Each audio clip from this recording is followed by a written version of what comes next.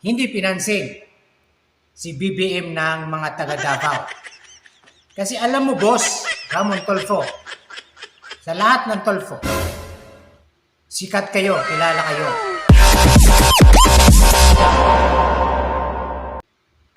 May isang batikan na komentaryo or journalist ay nagbigay ng pagkadismaya raw sa pagpunta ni Pangulong BBM sa Davao dahil parang hindi naman siya pinansin ng mga taga roon.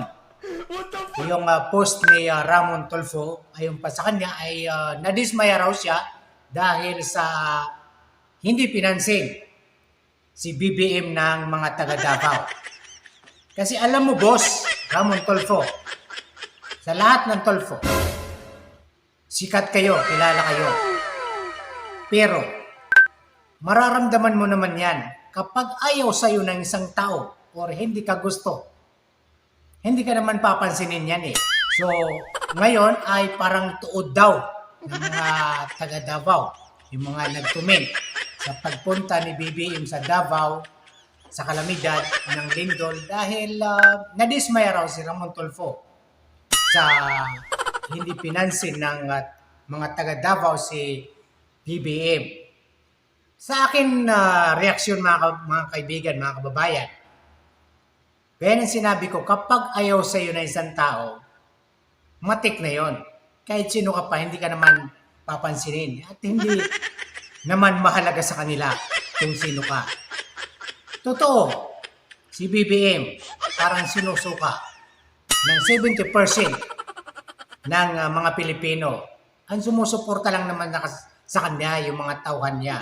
Tandaan nyo, pag nawala yan sa pwesto, sisip-sip din ng mga yan. Babalinding na naman yan.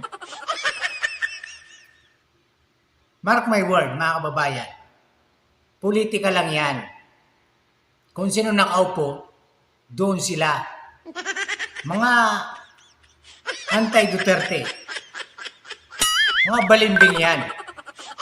Halos lahat naman ng mga media personality sa atin, bumabalimbing yan eh. Mga balimbing, lahat. Wala kang sasabihin na hindi balimbing. Lahat yan. Dahil dyan sila kumikita. Dyan sila sinasahuran.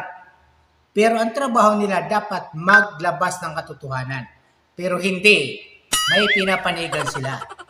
Takot lang sila sa Duterte. Kaya, gumagawa sila ng kabalastugan paraan para lalong bumagsak ang Duterte. So, hintayin na lang natin mga kababayan ang next kabanata.